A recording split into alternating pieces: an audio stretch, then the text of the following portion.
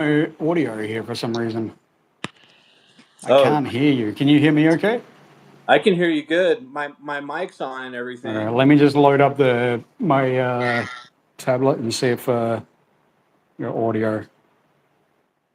It's going to take a Check minute to one. load up the live stream anyway, but for some reason Okay. I can't hear you.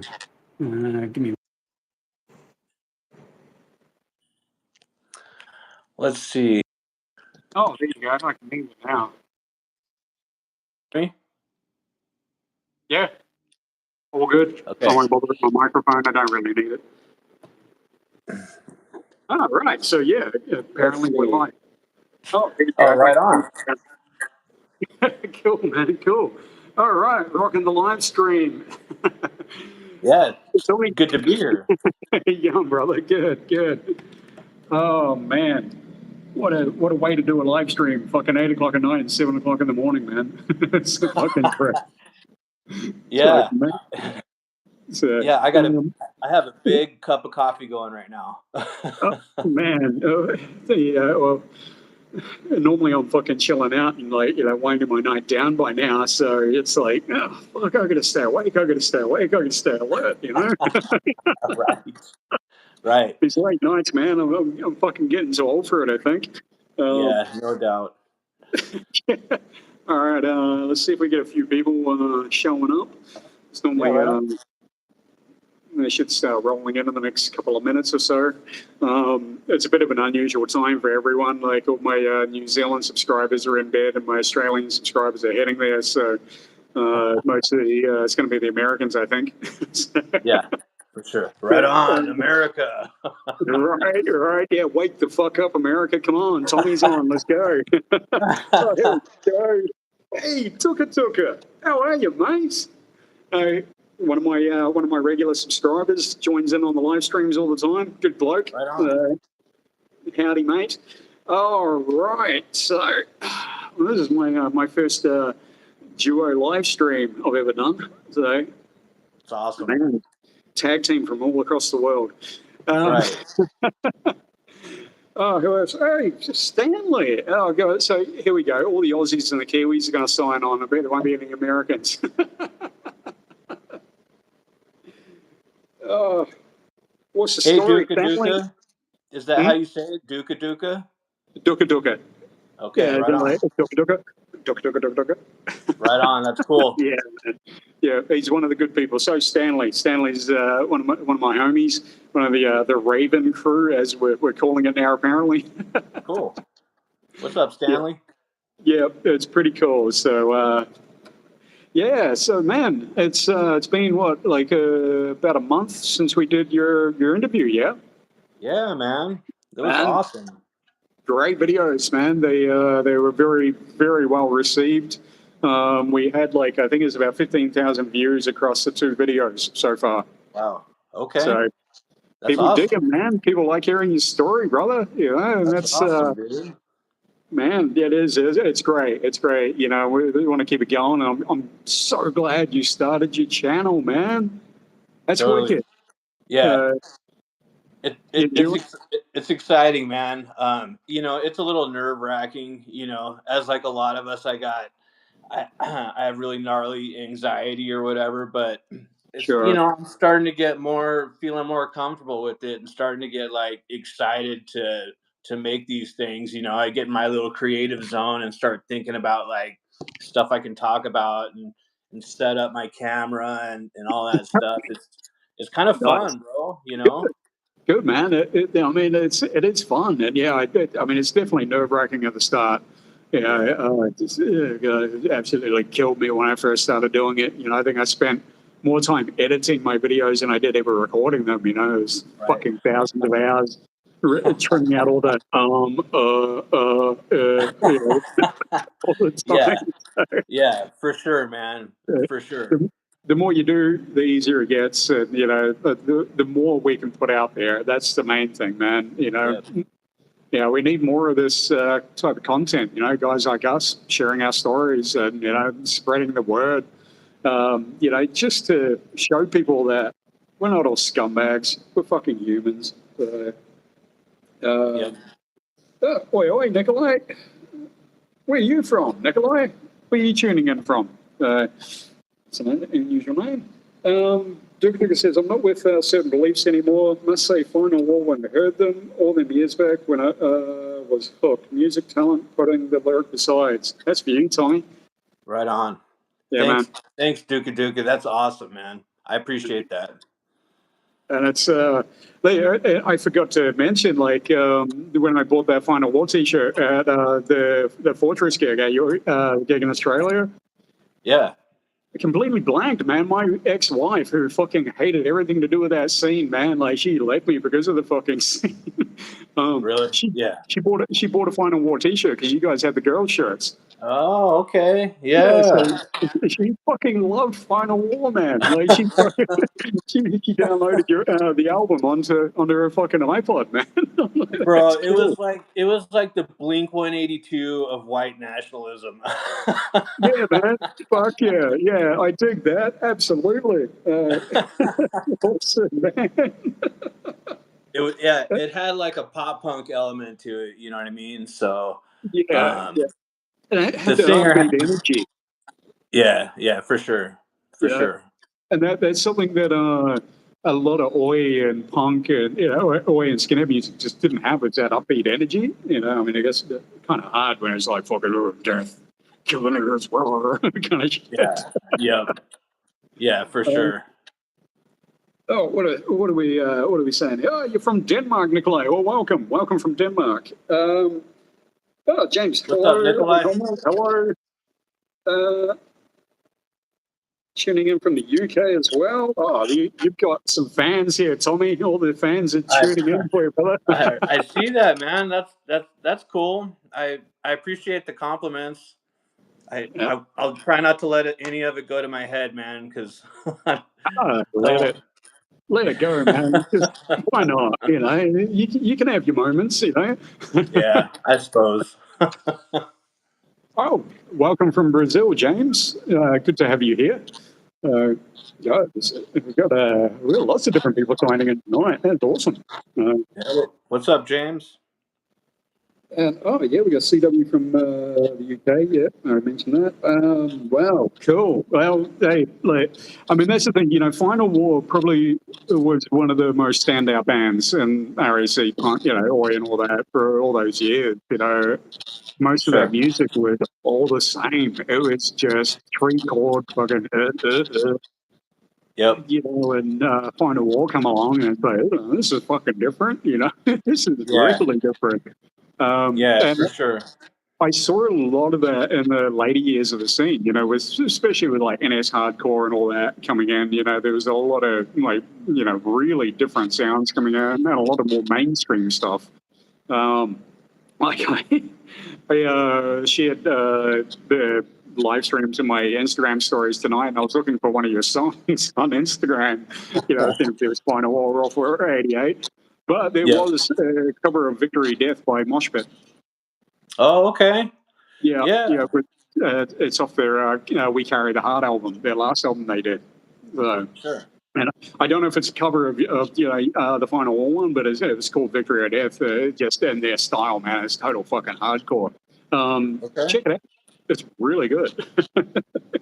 Yeah, I recently heard I guess there was a tribute, like a Final War tribute album, where like a bunch of different, RAC bands or whatever covered Final War songs, and it was Oh, pretty wow. cool to hear, man. Like I just tripped out that like people like took the time to make this to make a tribute album for Final War. Like, oh, okay, I didn't know that was a thing.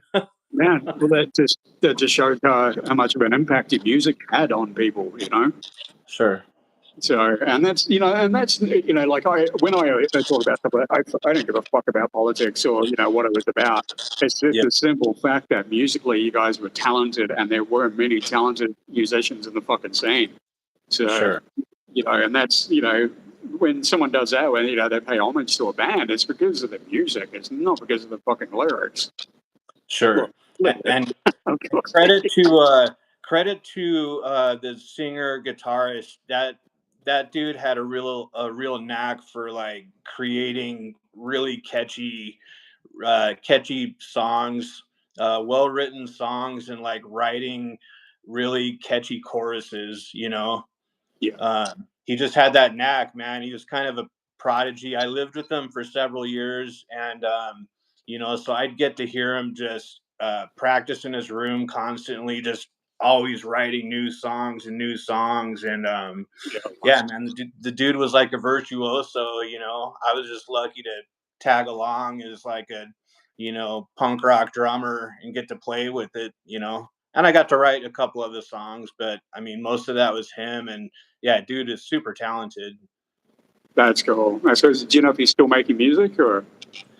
I don't know. I would assume so. I mean, the dude is just one of those kind of guys. He'll probably always be making music the rest of his life, I would assume. Yeah.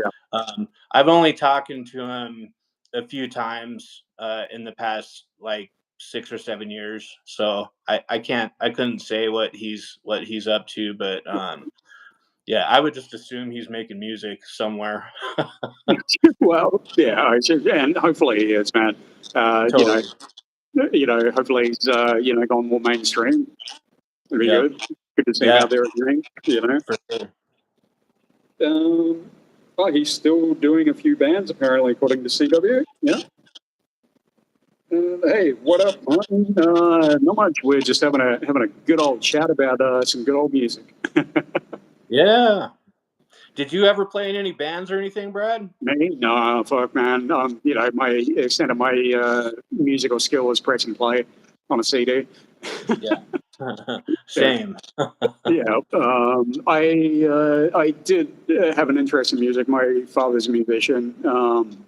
He heavily involved in the country music scene in New Zealand, and I think that's kind of Oh, what put me off. So, okay. um, never learned an instrument. Absolutely tone deaf when it comes to singing. So I probably would have been a good punk fucking vocalist or something. But Yeah. Yeah. uh, no, I think my extent of involvement with music was designing cover albums and stuff, T-shirts and stuff like that for bands. Okay. Yep, yep. So So I you have mean, like more of the media angle. You're a good media dude, man. thank you, man. Thank you. I appreciate that. Yeah, like anything artistically or creative or anything like with drawing or visualization and stuff like that. That's always been my Sure. my thing. I love doing it. It's fun. And that's Yeah, why I that's like cool. YouTube, man. It's a massively creative outlet for me, and I get to share my artwork, through the thumbnails, and then share stories and all that kind of good stuff. So, Yes, uh, sir. no triangle. I play the triangle every once in a while, man. Ding. I just got it. Yeah, yeah, yeah. Ding! I literally just got it. Yeah, no. I mean, I did try to play the drums when I was a kid. My father he played drums, bass, guitar, keyboard, everything. And he tried to teach me drums, but yeah, it just didn't stick. Yeah, literally just didn't stick. So Sure. I knew where my strengths and weaknesses were, and my strength was in art. So I pretty much just focused on that throughout most of my life. Just stuck with Right on. drawing. Um, Tommy, you still friends with Roy? Um, I am. It's like I said, I haven't talked to him, and or I've talked to him only a few times in the past, like 6 or 7 years. But it's on a good note. We have. He'll probably always be my friend, even if we don't talk. Yeah, It's just one of those things. You know, I've been friends with them for a long time, and we've been through a lot of stuff together. And so, even though we don't really talk as much, if at all, anymore, I'll still like if it's his birthday, I'll send him like a happy birthday text, and he'll send me something for my birthday. And so, yeah, I think we'll always be friends, sure. even if we don't have a lot of conversations. He lives in a different state from me, and he's doing his own thing, whatever that is, and I'm off doing my own thing. So, Sure. yeah, just kind of is what it is. Yeah, yeah, But yeah, there's yeah. Yeah, there's it's no bad and blood between us. Yeah, of course, of course. You know, I think the bands were different from the scenes. To be fair, you know, if you're in a band, fuck it, you know, it's a tighter bond than what you had with the guys in the scene. I found anyway. You know, Yeah, like 100%. even like the guys from Fortress. You know, like all those guys still hang out and they're, you know, still friends, but half those guys aren't even in the scene. Yep. So Yep. yeah, it's different. But it's got to say, oi oi to Ozzy. He's one of the good guys, man. He's been a subscriber for a long, long time, man. Great Right guy. on. What's up, Aussie? So, um, but I did have a few questions I was going to ask, but I completely fucking blanked on them. I can't remember. Yeah, man, that's all right. So I had a quick question. Am I saying Aussie wrong? Because I say it with like a hard S. Aussie. Are you supposed to say it Aussie? Like a Yeah, Z sound? just say it fast. Aussie. Okay. There you go. That's it. You know, if you want to learn how to speak Australian, just speak really fast, mate. Just speak really fast. Okay. There you go. That's it. Gotcha. Gotcha. Australians just there's no gaps in their words, man. You know, and Oh, it's okay. you know, whereas Americans, you know, pronounce every word, they enunciate. Gotcha. When I first went to the US, you know, I'd been in Australia, and people just didn't fucking understand a word I was saying because I was, you know, I'd answer the phone like, you know, oh yeah, good afternoon, Tattoo Mania, how can I help you? Yeah. And the Yeah. Aussies will fucking know. I didn't understand one word of Yeah, that. no, and I actually did that one day, and you know, the person on the other end was like, "Hello," I'm like, "Yeah, good afternoon, Tattoo Mania. How can I help you?" Yeah. He's like, "Is there anybody that speaks English there?" Oh, that's Fucking great, man. handed the phone to the Joe, my mate. I'm like, "Yeah, that's for you, mate." Yeah, That's great. but Yeah. yeah, See, I I learned. talk with a Southern California accent, so it's a little slower and it's Mhm. very like it sounds like I smoke a lot of the ganja even though I don't, you know? So it's like, "What's up, dude? Yeah, my name's That's Tommy, totally a bro." SoCal thing. There. That's totally SoCal, man. Yeah. I can Uh, never get rid of it. No, no, you never will. It doesn't matter where you go, man. That, you know, I'm actually, we had a couple of girls in here from Ventura today, actually. Oh, okay. Yeah, yeah, Awesome. yeah, yeah. So I was like, oh my god, oh, Ventura, Hell's Angels. Huh? Like, "Oh my god, Hell's Angels, Yeah, bruh." yeah, a little bit like that. It was a little bit Cali. Um, Great. oh, what else is going on? Let me. Yep, just oh, yeah, talking about the Aussie accent, just reading the comments. These aren't reading glasses, so I'm like fucking trying to read Yeah. half the time. So it's a normal thing. I've got my reading glasses there, but I just can't be bothered putting them on. They scare people. Um, but yeah, so you obviously going to keep going with the channel, keep producing that stuff, keep cranking out the videos. Yeah, man. And I just figured I'd tell, at least for right now, like kind of like what I know, just like my own experiences. Whatever I can like think up and make into a 15, 20, 30 minute video or whatever, but also keep it entertaining at the same time or whatever. I'd really like to make like recovery oriented stuff, positive stuff, um, things of that nature. I just don't know what I'm gonna do or say yet because Yeah, I've never kind of done that before. But just to yeah, put some more positive recovery oriented stuff in content for the future. yeah, But yeah, definitely, definitely. And a lot of that content, I mean, it's not hugely popular on YouTube, especially, but who gives a but fuck? It's like the idea is to get that. And a lot of my videos I've done about dealing with anger, anxiety, mental health issues, and all that. Yeah, they haven't been super popular, but with the subscribers and everyone, the people who are here who really need it. That's the most fucking. They're actually the most rewatched videos from my subscribers. So okay, that's what's important, you know. It means that going back and rewatching those videos, you know, and Yeah, that's cool. what I want, you know. Like at the moment, I'm trying to build up the channel as much as I can, so I can get to a point where I drop in one of those videos, it doesn't really affect it. People are still going to watch it anyway because they got 20,000 subscribers or whatever, you know, just maximum reach. So. We got a few new people signing in as well. Hey, Matt, how you doing? Matt's another one of my regular subscribers. Good to see you, Matt. And Knox Quinn, oi, how you doing, mate? Good to see you. JD, I've known Tommy for years. Someone told me to tune into this. What's your YouTube channel, Tommy? Tommy? Yeah, what's up? What's up, JD? Yeah, I know you, man. Yeah, for sure. I am at well, my Chihuahua has his own YouTube channel, but I just recently started my new one. It's called Monk Rocker Media, MONKROCKER Media, Monk Rocker Media. Is it Monk Rocker Media or Monk Rocker 15? I just changed it like yesterday. Okay, I'm So just gonna pop it's the on the tag in same. the chat right now. There you go. It's on the same account and stuff, but yeah, okay, there you go. Yep, there you go. So everyone go check out his channel, go subscribe. Yeah, and JD, like, feel free. My email is on there too, so if you wanna link up or talk or whatever, feel free to email me.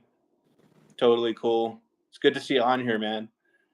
Yeah, man. Yeah, there's a lot of good people coming out of the woodwork recently. I've gotten a lot of emails. The last couple of weeks I've had people mention you, and it's fucking wild, man. And that's the cool thing. Like when I first started my channel, and you're gonna love this later on. When I first started doing it, I didn't get a lot of people reaching out. And occasionally people reached out. They generally threatened me, which was always laughable. But man, the last fucking 6 months. It's been insane. I even had one of the old Hammerskins from Australia just reach out to me last week. Oh And, wow, okay. like he works with prisoners at the moment, teaching them deal with anger issues and all that kind of stuff. So Sure. he's done a complete fucking turnaround. It's wow, I'm like, fuck, this is great, and you do. It's, that's why I said, it's so important that we do this because there are 100%. so many people like us out there who have lived that life, but have just literally felt left stranded in a lot of ways. Like we've cut everyone off from the life that we fucking knew, trying to navigate through this new life. But, Yep. you come to know that there's a lot of guys like us out here. There's fucking A lot. hundreds of us who can all, it can become a support network. And, so we can all figure out how to deal with fucking life and all that after, because it's a fucking mess after you leave that shit, man. Like, Yes, fucking sir. insane. Yeah, I spent 7 fucking years trying to figure my shit out, Yeah. only tried to kill myself a few times during it, so and that's what I don't want any of our old brothers, our old friends who have found a good life to go down a dark path again because they don't know how to find a good path. They Sure. know they just need to get away from it, and sometimes that's just not enough. So I'm glad we're doing this, and I'm glad everyone's reaching out. We got a couple more people signing on.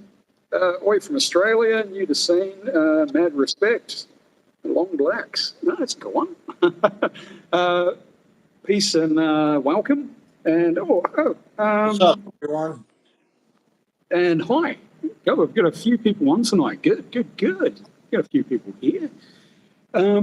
So we'll keep doing. We'll keep spreading it to the masses. I have to. One other signing on. Carl Jackal. Hiya. Yeah, I have to occasionally remind people that what we're about, and you're going to have to probably do this with your channel later in life too. You get a lot of people who sign up thinking, "Oh, great, this is a safe space for Nazis, this is a space safe for boneheads or whatever," not realizing what our channels are actually about. The thing is, we have to talk about those aspects of our life to get our message across. Get the point across, to understand. Unfortunately, a lot of these people just watch the first couple of minutes of the video and go, "Yeah, he's a fucking Nazi, cool, subscribe," and that's it. Right. Yeah, totally. I could see that happening. Yeah, yeah. So that's why I put up a post every couple of months saying, "Hey, welcome," and blah blah blah, what it's all about. Because it's I want people to know that we're strictly anti-racist. We've left that life. We're fucking not about it. All about love and compassion and healing, and that's it. That's what. Thoughts on the band Ultima Thule? No thoughts. How about you, Tommy? Any thoughts on them? I listened to them, a couple of decades ago. I really like their version of the Swedish national anthem. Not for the political meaning. I just think it sounds really cool. And Okay. but they had a lot of good songs. They had a lot of good like production in their music and stuff like that. But yeah, other than that, I don't really listen to too much of that anymore. Yeah. And that's I get asked it a lot. I get all the time. Every live stream is like, "Oh, do you still listen to RAC? Do you still listen to Oi? Do you still listen to this?" And no, Right. it's leaving that life. You fucking leave it. You don't Yeah. want to be reminded of it. Yeah. And For sure. like it's. I mean, yeah. There are the occasional song that will come up on the playlist or whatever. I won't turn it off, but I'm not going to go out of my way just to sit down and listen to that music. And Yeah. yeah, Yep. I mean, yeah. There's so much better music out there these days. Fun. Yeah, totally. And it was amazing, man, because I was stuck in the especially in the early years of like, being a skinhead and stuff. I was stuck in that whole dynamic of only listening to certain bands, right? Because it was verboten to, you know, uh veer off the path of only listening to RAC, which was Right. comical in itself because you don't know how many skinheads I knew who low key knew all the lyrics to the NWA record Straight Outta Compton. you know, Yeah. um, Right. but so but getting out of that scene and getting out of the movement, like it was like cool, man. I'm like free to uh uh I'm free to listen to like whatever the hell I want, man. Like everything, as loud as I want, just like whatever. Like, you know what I mean? Um Yeah. Listening to like hip hop and reggae or just whatever weird Buddhist music, like I jam it all, man. Yeah. And Yeah. I don't feel weird or bad about doing it. Yeah, for sure. Tonight, yeah, I have actually, talked to Tommy and passed on information. So that's who I mentioned in the email last week there, Tommy. What's that? Oh Uh, yeah. Oh, yeah. Jason Stevens is looking for a drummer. So whether you're, interested in drumming in a non-political band. oh, gotcha. Yeah, I don't do too much drumming anymore. I I jam a little bit where I live and stuff like that, but it's just for fun.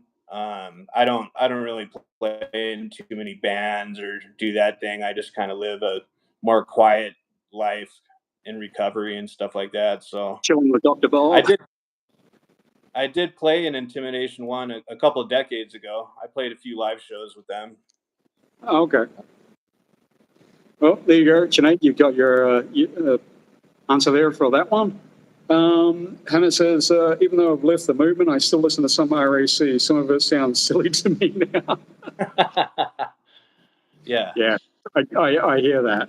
Um, but yeah, it's, when you kind of step away from a lot of stuff like that, when you see it from a different perspective, that's when you kind of go, fuck, really? And then, of course, Yeah. as you get older, you're like, did I really get into that? Did I really listen to that when I was younger? But it's like you were saying before, being able to, being free to just listen to whatever you want, do whatever you want, fuck it, without anyone, fuck it, listen to that shit or whatever. Like, man, You know? I'm a huge Cypress Hill fan, and I couldn't Oh admit yeah. that all those years ago. Oh I yeah, man. had to get Black Sunday on the fucking download. So, Right. but yeah, no, it's it's like a total brain fuck. But yeah, once you get free of all that, you do look at just you do question what we were thinking or what people were thinking when they're actually making it, and it's like, Right. and I'll get moments where I look back and go, was it fucking really me? Did I really do that shit? Like, Right. fuck. Yeah, Yeah. but at the same time, we got to give ourselves grace. Like, we did what we did at the time with the tools that we had. You know Oh, what I for mean? sure. For sure, man. I mean, I can look back at some of my early tattoos and go, fuck, what was I thinking? Yeah. It's the same thing. It's the same thing. But, we live and learn, we grow. Oh, you mentioned Dr. Bob, man. So here's my guy. He's just Bobo.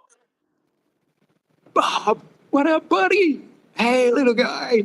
He's oh man, come on, it's too early. Like he's like, don't wake me up. I haven't had my coffee Yeah. yet, man. Yeah. He's like, I'm going back to bed, man.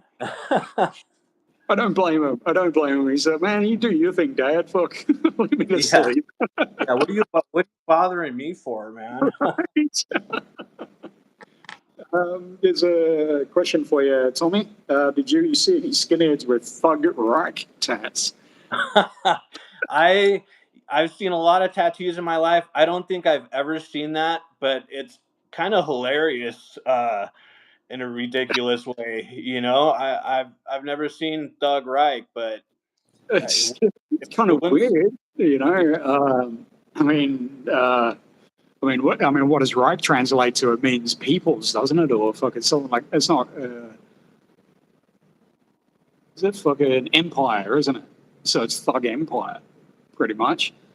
sure, Yeah. yeah, that's weird. I've never seen that one, but it's interesting. And fucking I always love the Nazi lowrider tattoos. They get fucking Nazi tattooed across their stomach, and it's like 1 letter for every person they fucking kill in jail. Yeah, Yeah, and yeah. then they get NLR tattooed on them, and when they get out, they get arrested. Oh, it means no longer racist. Oh, yeah. I haven't heard that one, but yeah, Yeah, that's I heard that. interesting, man. Heard that a couple of times in Australia. Fucking what? That's hilarious. Oh, Yeah, right, realm empire. Yeah, same kind of diff. Um, Duke has been a huge Cypress fan since Black Sunday. Oh yeah, fuck yeah. The dude from Skin Movie mentioned it, copying Tupac, right? Oh yeah, but that's Brian Whitner, man. Fuck. He reminds me of Chopper. Yeah, Chopper Reed. Never let the truth get in the way of a good story. right. Yeah, like I mean, I have total respect for what Brian's done and changing his life and fucking looking for redemption and sharing what he does. But yeah, a lot of what he tells about it, it just isn't true. So yeah, I don't really believe a lot of what he says, unfortunately. But there's a lot of guys like that in the scene. I mean, you'll be aware of a lot of them as well. I mean, this scene, to be honest, was full of fucking shit talkers. Like, really full of them. Yeah, and it's. I mean, I guess a lot of it. And I was talking about it the other night. I'm talking about how a lot of the like a lot of the literature and a lot of the brainwashing and indoctrination, all that, especially the literature that I always got told about when I was with the scene. I was like, you got to read the Protocols of Zion. You've got to read the fucking Holocaust on Trial and all that, and blah blah blah blah. And, oh yeah, cool. You got a copy? No, no one has. They fucking can't find them anywhere. Right. Like fucking hell. Yep. But What do we got? Lots of infighting too. Yeah, I did a whole video about the infighting. It's fucking never ending, man. Yeah, the only violence I ever saw in the 8 years I was with him was between each other.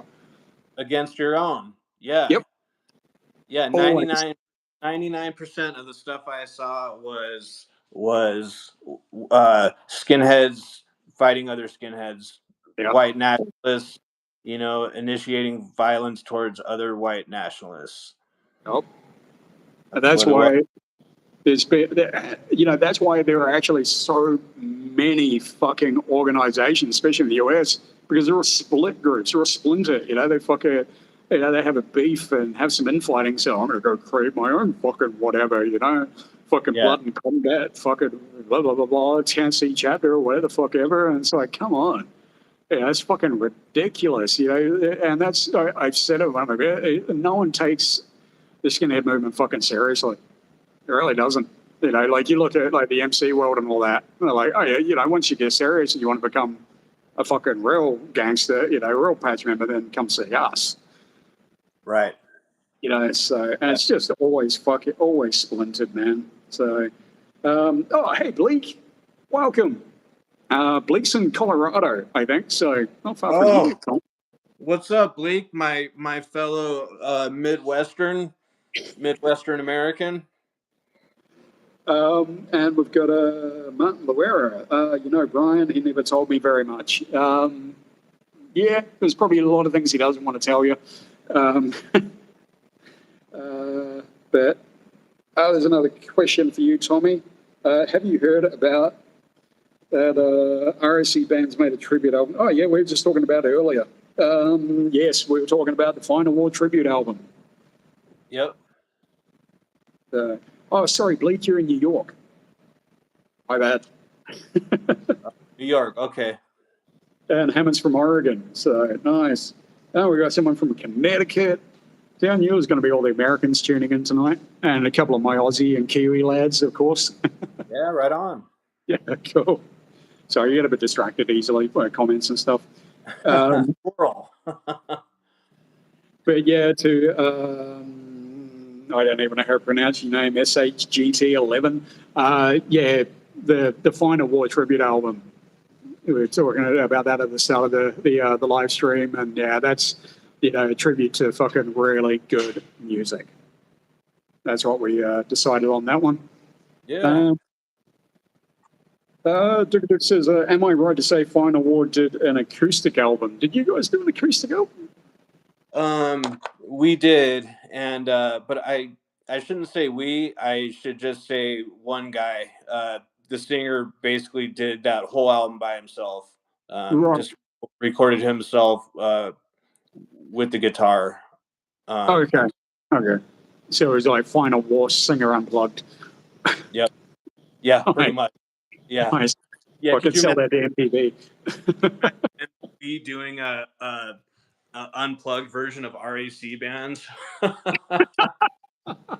just be a bunch of drunk skinheads on stage beating each other up. Yeah, they wouldn't even get to the fucking music. They'd just beat each other up before they even started the fucking show. Right. Oh, great good boys love Final War. Yeah, Final War is one of those bands where it's just, it's a standout band. For me, the standout bands I've seen, musically were, Final War, Fortress, Ravenous from Australia. I thought they were fucking really good. Good sound, fucking really tight. And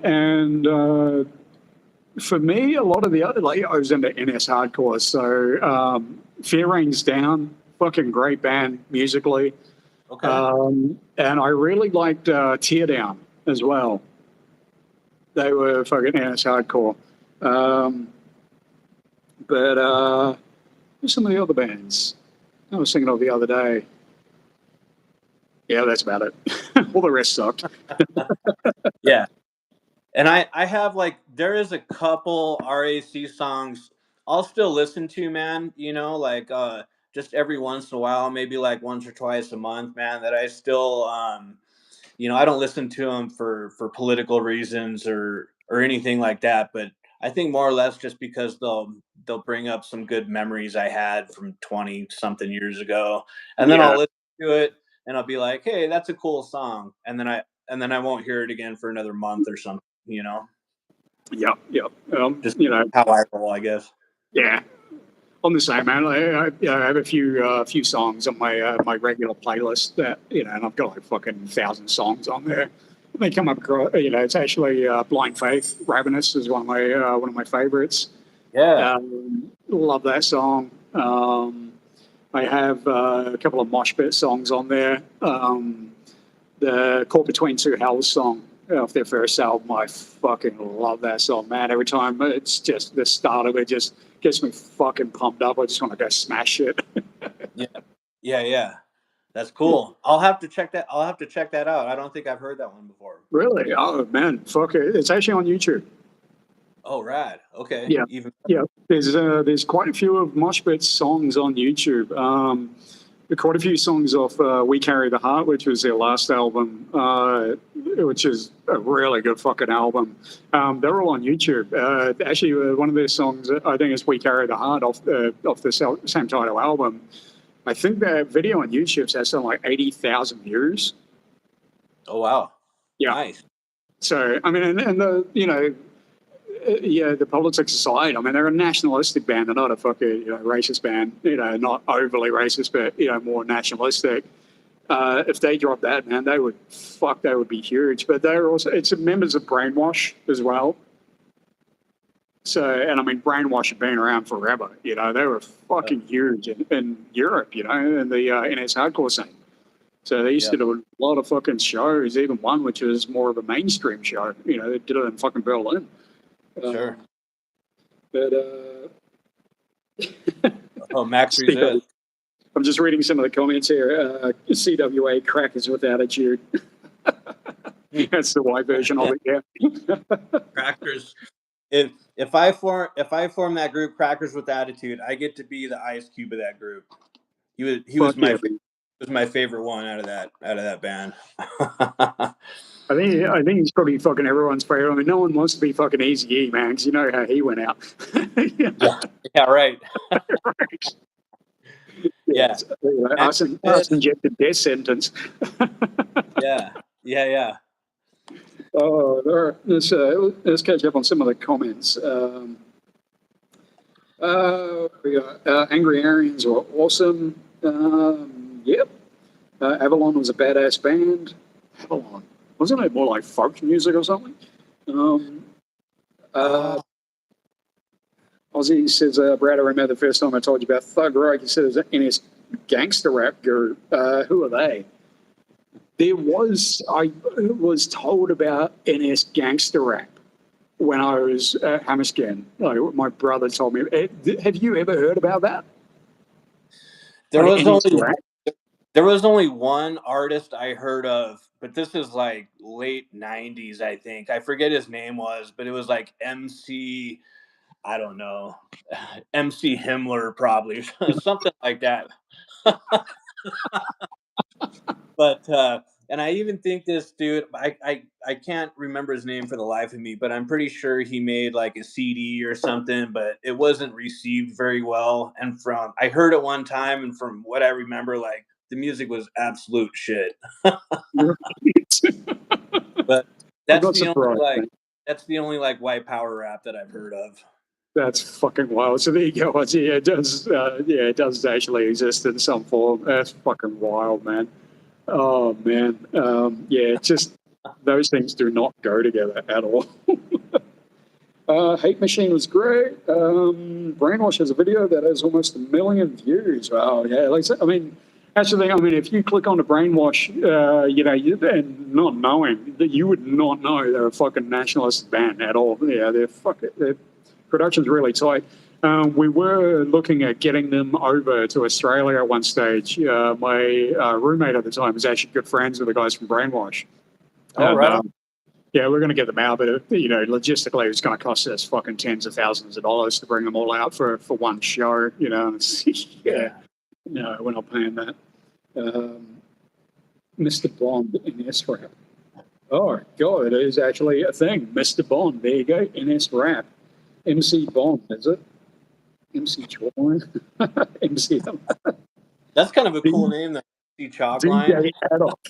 Is it DJ fucking Adolf? Really? Yeah, that's really putting it out there. For some reason, I can't picture Adolf with the turntable and some headphones on. You know. He'd be like, Oh man. Yeah, I'm not picturing it, but it would be hilarious if it happened for sure. oh man, I mean, you'd have to do it as a fucking parody, because no one's ever going to take you seriously. Yeah, no doubt. That's fucking. Oh, I think MC Bond is in jail now, arrested in Germany. Oh, well, all that shit is illegal in Germany. You can't do nothing over there. Fucking, you can't even have a phone number ends with 88. Right. Yeah, I remember our Final War got banned, or the music was banned in Germany. You could get, at least a while back, years ago, you could get arrested for having a Final War CD. Damn. Yeah, I think there might have actually been a couple people who actually got locked up for possessing Final War stuff and that music and stuff, which I sucks, can believe man. it.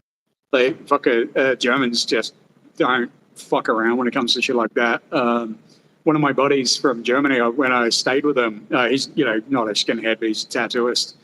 And he told me when he first started, he fucking did tattoo anything. He did a swastika on this girl's arm. And she arrested for it, man. She was fucking thrown into jail. And she did 8 months in jail.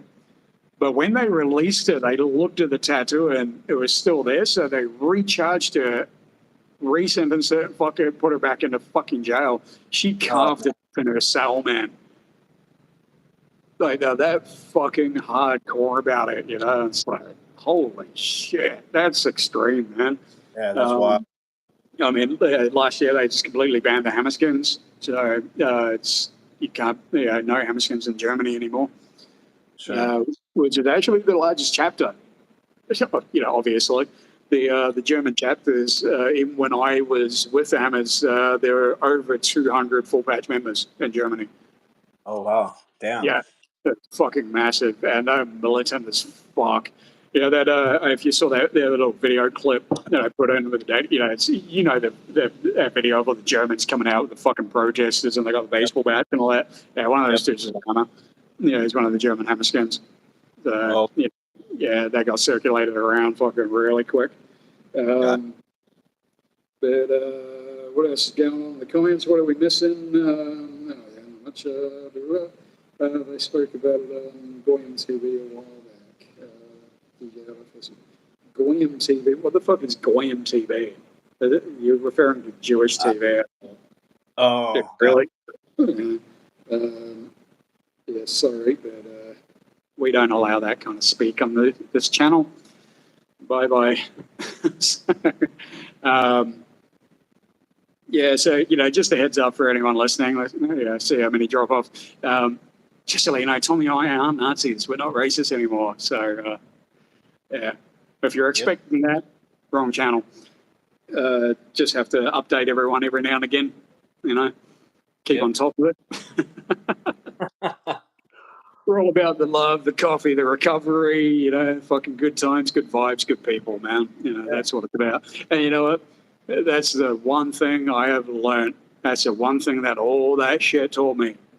How important it is to have fucking good people that love you and you can love back around you. And that's all. That's it. Yeah.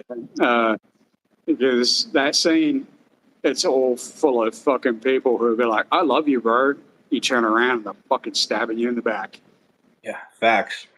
Yep. My old bro who fucking reached out to me when he left the club, I was still a full patch member. I was there when he fucking handed his patch in.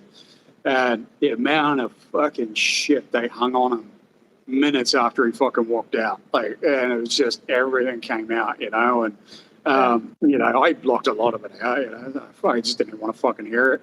But they did exactly the same thing to me when I fucking left. And it was like, I love your brother. I don't understand why you're fucking leaving, blah, blah, blah. Click. Fuck you. He's a fucking dog. Yep. Yeah. You know, Suck. so that's, yeah, and that's not what love is, man. You know, if one of my friends now said to me, bro, I'm moving to another country for a better life, fucking, I'd be like, oh, best wishes, brother. Keep in touch. Right. Right. And I think a lot of it is, they have such a fucking deep personal attachment to those beliefs because they've indoctrinated themselves with it. They feel like you're pissing on their fucking beliefs. And their entire love that they have for them is based around those beliefs. Right. Yeah. And that Yeah. ain't it. And there's not a whole actual, I mean, there might be in some cases, but there's not a whole actual, like, genuine, authentic love attached to relationships in the movement. It's not a genuine care for the other person, you Yep. know. It's just kind of like a and not in every case maybe, but it's just kind of like a false loyalty or something. You know what I mean? Yeah. And it's Because, I mean, like I sorry, go ahead. like I could if say I get a call from the boys and they're like, hey, we're all back in the day, like, hey, we're all gonna go to the bar tonight and go raise hell or something. And say I was having anxiety or a panic attack, I couldn't tell those friends like, hey man, I can't go out tonight. I'm having really terrible anxiety. Right? Yeah. Like that just wouldn't fly, man. It'd be like, what the fuck, you pussy, or whatever, But and so that's not genuine concern for your friend. You know what I mean? No, no, it's not. It's not at I all. don't, I don't know And if yeah, that. I mean, there were times it was the same. I mean, I've suffered depression all my fucking life. And there were times, when I was at the club, it was like, man, it just, fucking 3 or 4 day funk. And they're like, oh, you Yeah. got to do this, brother. You got to fucking come over. We got a meeting. And I'm just like, fuck off, man. And I couldn't tell them, like I'm not feeling down because they're like, oh, you're fucking weak. You're a pussy, you faggot, fucking Right. all that kind of bullshit all the time. And I'm Yeah. like, it's, and even, I mean, don't get me wrong, there were brothers who I really fucking deeply connected with. Yeah. Yeah, absolutely. The guy who sponsored me in fucking, I cried when he fucking quit the club, man, because, like he brought me into it. But we became great friends afterwards and, really connected with him. And he fucking contacted me for a long time after I left as well. Okay. So, that connection was there, like fucking, so yeah, you do form some bonds, but, most of it isn't from that scene or those beliefs, though. It's because you have a human fucking connection with someone. So, Totally. and my brother, fucking, I called him my brother because he was 23 hours older than me. So, God. he was fucking born the day before I was, and so, we had that fucking connection there. And, I guess that's what's, why a lot, quite a few of the, brothers and people that I knew back in the day have reached out now, because there is that still, a little bit of a connection there. But Sure. it's one that we were never aware of while we're in that movement, while we're in that scene, and it's fucking, we're all needing it and we're looking for it, but everything just becomes so overwhelming and so dumped on you, like all this other bullshit that you have to deal Yeah. with. It's crazy, man. Yeah, it's, like you're not addressing fucking, what you need in life. You're not, doing the things you need to do for yourself, 'cause you get all this other bullshit, you get phone calls at 2 o'clock in the morning. Well, this guy just pissed me off and said something online. Who fucking cares, man? Yeah, like I got my own Right. shit to deal with, I know, So, man. and, fuck, man. Totally. And where are we going on the comments here? Did either of you guys have relapse feelings after you left the movement? Did you, Tommy? Did you have any thoughts of going back to it? No. Nope. Yeah. Yeah. I can honestly say, but I say that because I mean I spent a huge, a third of my life in it, and so many years involved in the scene and in the music movement and in the gangster life in the early years and just all the stuff that comes with it. Like by the time I disassociated myself from it, like I was out, Yeah. like I was out mentally, spiritually, physically. I was just ready to not do that kind of thing anymore. Yeah. How long did you think it took, like, from the time did you start thinking about leaving, or is it just you were out when you had that, the episodes, or had it been building for a while, or? Yeah, I was already honestly like for like the last few years of like playing in the bands and still being a part of it. Like the last few years I was already checked out, you know. I was just kind of like still showing up for band practices and still doing the thing, but I was checked out, man. All Like, right. you know. Yeah. Yeah. And for Hammer, yeah, you're just out, man. Look, it's basically what you call it, like shadow memories. It's just those memories from your past. Of course, like even for myself, it probably, I think it was about a year from the time I started thinking about I wanted to get away from it and fuck it, just this life wasn't for me and all that kind of stuff. And Sure. um, by the time I made that decision, a lot of shit had already happened, which just fuck this. And yeah, when I got raided by ASIO, fuck it, or we got visited by ASIO, that was pretty much the last straw. I think it was about a week before I fucking actually quit. Sure. But you know, so Hammer, like you're probably always still going to have those thoughts. Maybe I don't know. It was different for me because I joined the movement for a sense of brotherhood, not because I was really racist or NS or anything like that. I Sure. adopted those beliefs when I became part of that. Like I learned how to be racist. I learned about it, National Socialism and everything. So it was kind of easy for me to fucking ditch that, like pretty much immediately when I left. In fact, I think it was about a week after I fucking quit. I had a one night stand with one of my tattoo clients who's from Fiji, and Oh, okay. she's black as the ace of spades, man, and she's gorgeous, man. She's a honey. And that was like, yeah, I ain't racist. It just fucking proved that for me. So Sure. I mentioned that in my dating video. I had a couple of hookups, and she was one of them. So, Yeah, man. um, and that's the thing. It's for a lot of people like me. Wanted to be a part of a fucking brotherhood because I came from the MC world, wanting that brotherhood, and then going into the skinhead world because I mean, my fucking the MC world's just not one to be in either. Um, but I had to become an NS skinhead. Fuck it. All right, cool. I'll shave my head. I'll fucking wear boots. I'll get the swastika tattoos. I'll march Yeah. around and I'll beat the fuck out of people and I'll play the part and do whatever. I'll be a Sure. part of this world. So once I was gone, fucking out. The thing for me is it took almost 2 years for me to start on my recovery path, though, the path Mhm. of healing. Yeah. So, because I didn't know what to do. It's just I'd gone from 13 years of absolute fucking madness dealing with gangsters, criminals, drug dealers, racists, fucking everything, affecting every part of my life to, it's all gone now. It's not there anymore. What do I fucking do now? Fuck it, let's just party. Let's get fucking trashed. Let's go fuck a whole bunch of strippers and, just live like I I was, but definitely without yeah. all the gang pressure.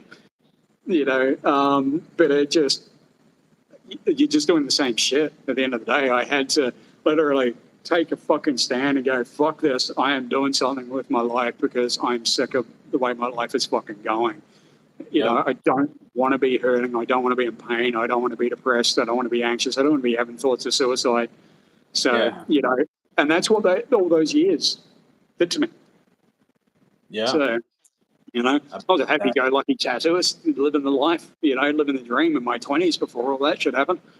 You know, I mean, I've posted flashback photos of me in my 20s, and I'm just like this goofy little fucking tattooed skate kid, wide chains, baggy Yeah. pants, fucking, I'm like, yeah, all Yeah, about man. life, Yep. fucking what happened to that kid. So, Yeah. Yeah, for sure. For sure, man. yeah. Yeah, dude. Um, I think living like recovery is like that's the real gangster stuff, man.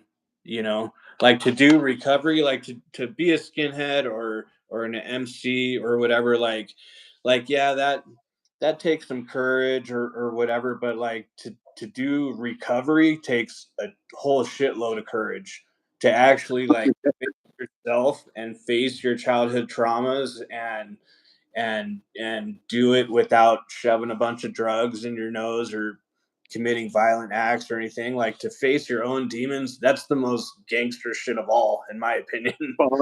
Yeah, brother. You know Yeah, what I it fucking is, man. And that's, I've said that many times. You know, all those years that I was with that, it was challenging, but fucking nothing as challenging as, you know, doing the work afterwards and getting me to the point where I'm at now, you know, and that's, you know, that took so much strength to face every fear I've had growing up, throughout all that trauma and sitting down and facing it and dealing with it. Man, most motherfuckers couldn't even deal with, you know, an issue they had fucking last week, let alone their entire life. Right. Yeah. Right. So everyone who's done it, yeah, that's gangster. Fuck yeah. 100%, bro. Yeah. And the people in recovery, like the people I've met in recovery, um, I've only known some, 6 months or a year, and these people are more loyal to me and are kinder to me and are, a better friend to me than most of the people that I knew in the movement, that I have known for years. Yeah. Yeah. Yeah. Like Yeah. recovery people are just like solid because they're going through the same shit that I am, and they genuinely have my back. They Yeah. genuinely want what's best for me and care for me, and vice versa. I want what I help them out. I'm ride or die for them, just like they are me. And some of these people I've only known not even a year, but Yeah. But that's, you know, it's like the old saying, you know, it used to be with the MC, fucking when you've tasted tar with your brothers, you know, that's when you stand together. And it's, you know, when you've been through fucking hell and back, you know, other people can appreciate that, yeah, you know, 100%. and it's, and fuck it, we definitely have. Hail Odin. Don't hail anyone. Hail a cab. Actually, you can pray to the old gods. They're all cool. Fucking Odin was pretty sweet. Um, Is it hailing outside right now? is that hailing? Oh, Yeah, no. there's no Oh, it's hail. out there. Oh, There's no yeah. hail. Oh, damn. Oh, of course, it's fucking, it's only spring for you guys, isn't it? So you're going to get some spring storms and shit. Oh yeah. Yeah, it's Idaho, man. The weather here changes every 4 hours. Shit. Oh, I can't deal with that. I cannot fucking deal with that. You know, that's why I left New Zealand, man. It was like 4 seasons in one day, and three of them were fucking winter. Um, Yeah, yeah. no doubt. Um, well, Martin Lawrera asked, whatever happened to Randall from VF? Whatever happened to VF? I think fucking VF like disbanded in like 2019 or something. Yeah, the last time I saw, so I used to hang out. I used to hang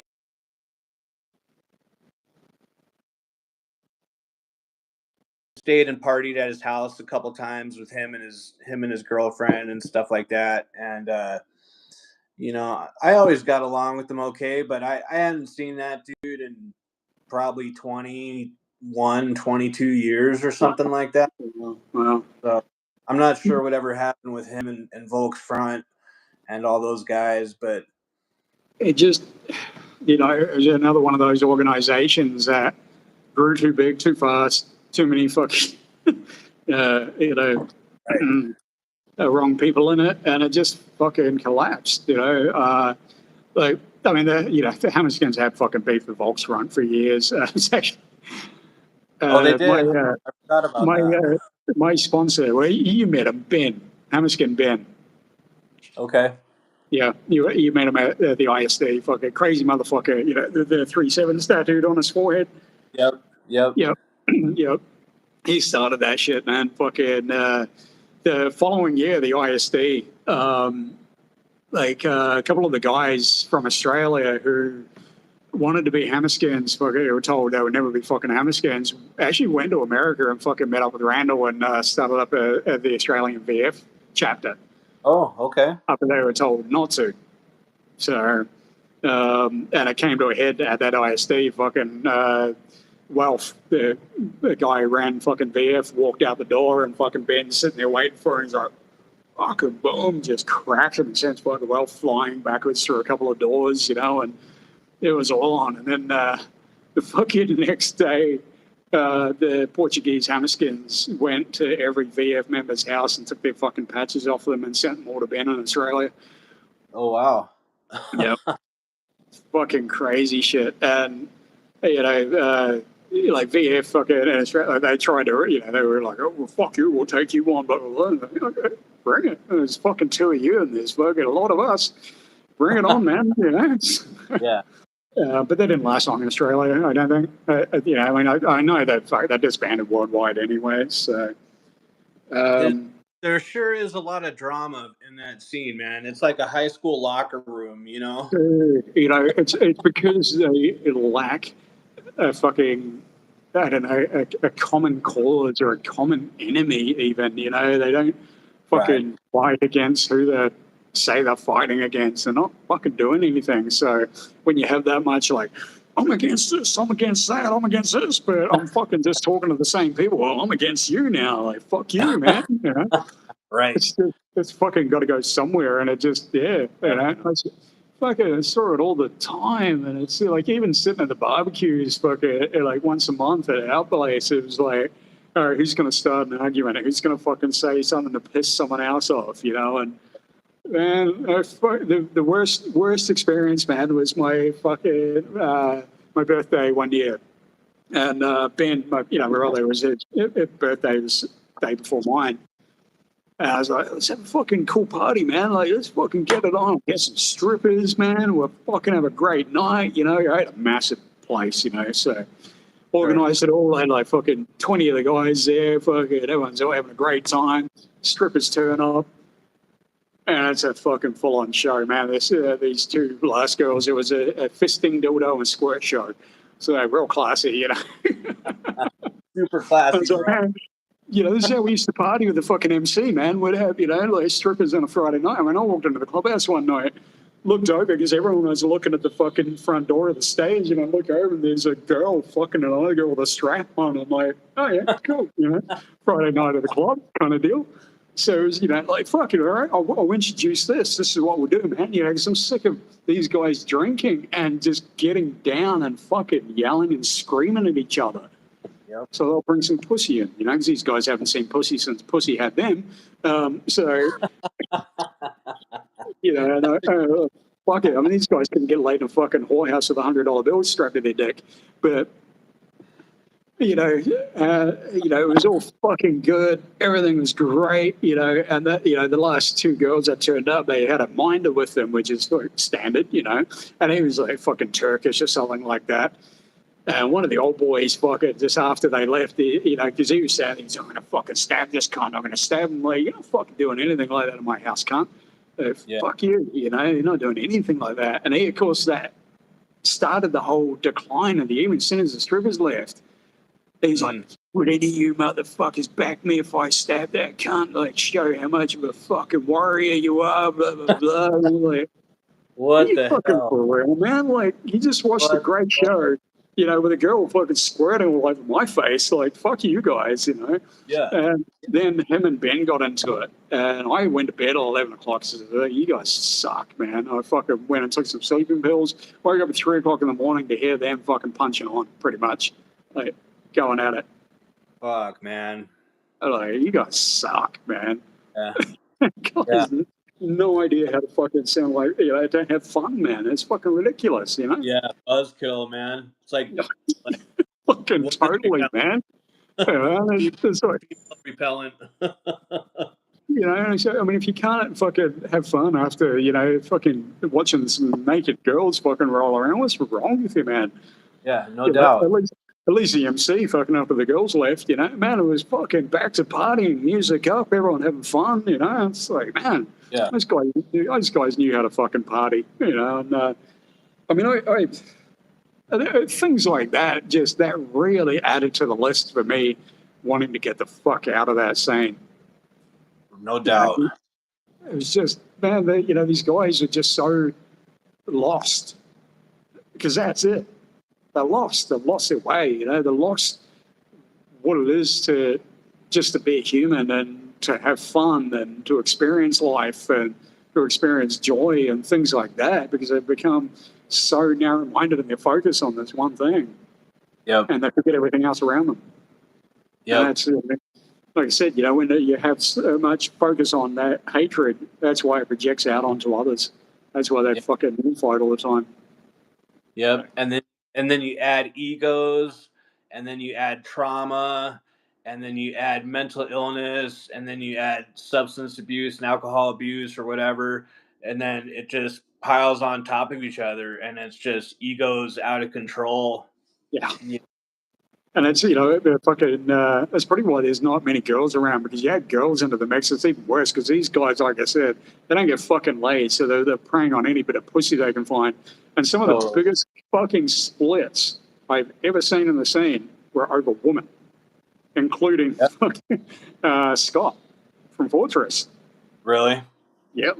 Yeah. I can't remember the full story. It was either him fucking one of the other Hemmerskin's girlfriends or the other way around. And that caused them to split. Yeah, and that's why Scott's not a Hammer anymore. Wow. So, yeah. And it's, but it's that whole ego thing again, especially when it comes to women. But in saying that, probably one of the biggest fucking incidents in MC in Australia. I did a video about it. It was called the Broad Beach Brawl, where 60 banditos fucking went after one other member from another MC. And fucking on a Friday night in the middle of fucking service, they went into this club and fucking attacked him. Oh, shit. And, it was huge, man. I mean, fucking cops did like tasering people, fucking got them on the ground, and you're surrounded by 60 fucking banditos in the middle of town, and that's all on. And apparently 17 of them fucking went up to the police station straight afterwards and tried to break the doors down to get the fucking brothers out. Holy and it shit. came out later that the sergeant at arms of the club at the time, he was the one who sent the message out to all the members, fucking get here. This is mandatory. Fucking everyone in patches, prospects, everyone get here now. This is fucking war. We're going to war. He was fucking the other dude's girlfriend. Wow. That's why he went to war. God. Dude, he couldn't keep his dick in his pants. Yeah. Yeah. For groups who talk a whole lot about honor, there certainly seems to be a substantial lack of it. You know what I mean? Big time. Like honor, and loyalty, but I don't know, man. Every time I used to tattoo LLR or love, loyalty, respect on any of the prospects or the brothers from the MC, I'd always giggle and I'm like, yeah, you have to get it tattooed on you for it to be real, right? Right. Yeah. Right. Yeah, you can get all the tattoos in the world, but it still doesn't make it so, Exactly. And I'm like, fuck, because I mean, to be fair, the biggest amount of fucking snitching I saw was actually in the fucking MC world. Right. Yeah.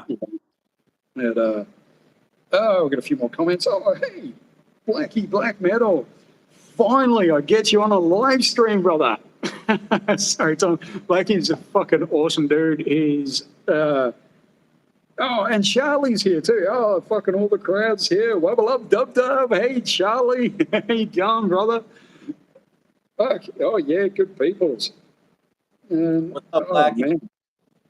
Man. Man, it's a good live stream, man. Look at a few good people in.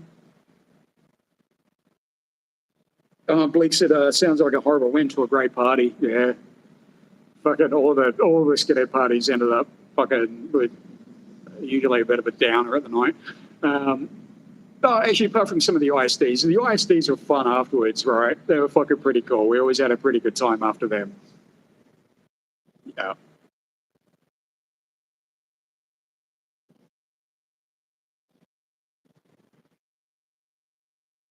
The field behind Melbourne Knights Soccer Club or whatever, like I passed out in that field at one point behind the club, and like there was like it's kind of punk rock, man. There was like bugs crawling all over me, and then some big old skinhead came out and he was like, "Hey, what do you know? Aren't you the final war dude? Like, what are you doing out here? You know?" And he like helped me back up, and I was just stumbling around because yeah, because Australia, man, Jim Beam was my drink, and so I didn't know that, or I found out that they had made cans of Jim Beam and Coke mixed, you know, pre-made, and once I found that out, I was all over that, dude. Yeah, I ended up passing out in that field with bugs all over me.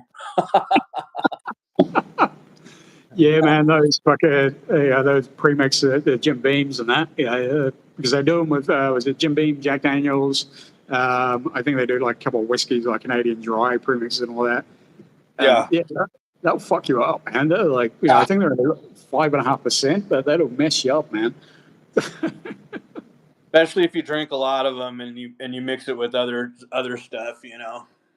Yeah, yeah, it'll definitely do it to you. But it always, I always used to get a laugh, especially anytime any of the Americans came over, and partied with the Australians. Man, I think I told you about it was Bob who came over and played with fucking Blue Eyed Devils, right? Yep.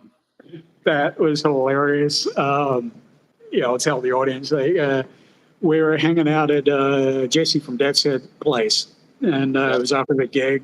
It was a regular thing. We'd all, the in crowd would all hang out at Jesse's place afterwards. And we're sitting there. Jesse's got a big datura tree sitting in the back of his yard. And if you know what datura is a hallucinogenic. But it's, the flowers and pretty much every part of it's really fucking, toxic. Um, you're not supposed to touch them. If you need it removed, you're actually supposed to contact the local council. They come and remove it for you. But anyway, we're talking about it for quite a while. And, everyone's like, oh, what's it like? And blah, blah, blah. And I'd done hallucinogenics, but I'd never done datura, so I couldn't tell them. So Bob just walks over and says, fuck this, man. Just grabs a flower off and just eats the whole fucking He was like that, bro. dude. Yeah, he's a crazy motherfucker, that guy. Like, holy shit. But we checked on him about it. We couldn't find him. About an hour later, he was just passed out on Jesse's couch in the fucking front room, man. He's out to it for like fucking 8 hours or some shit. Yeah, that sounds like Bob. Yeah, but a great He guy, was man. He was the one I convinced, that cunt was a good word. That's great. But Ozzy says, I feel sorry for our brains sometimes. The other part of us wins every time. Yeah. Dude, brains are fucked up things, man. We make a mess of them as humans too. Such a beautiful thing, and we just fill it full of fucking crazy bullshit. Yeah. Yep. Charlie says, I drank a fifth of Southern Comfort and puked out my friend's calf at 10 minutes. 10 miles. It was winter in Chicago, and the puke froze all down the side of the car. It was right after getting tossed out of GVH. Oh, that's punk as fuck, man. Yeah, man. Absolutely. Fuck yeah. Frozen Puke. Frozen Puke should be the name of a band. There you go. Look at Frozen Puke. Man, that's awesome. Yeah, that's cunt is a very useful word. I miss Australia just because of the word cunt. It's like that's like the forbidden word of America for some reason. Like all the other like cuss words are like, they're okay and appropriate at times, but you say the word cunt in America and it's like, ooh. Totally. Dude, I was having a bit of an argument with my fucking American ex-girlfriend a while ago, because we were talking about swearing and all that, and she's like, fucking, swearing is not offensive, blah, blah, blah, blah, blah. She's, trying to get on this high, I was trying to do better. I was trying not to swear and everything. And I turned around and said, oh, yeah, swearing's okay. I suppose Australia makes it fun of it. Hey, you fucking going, cunt.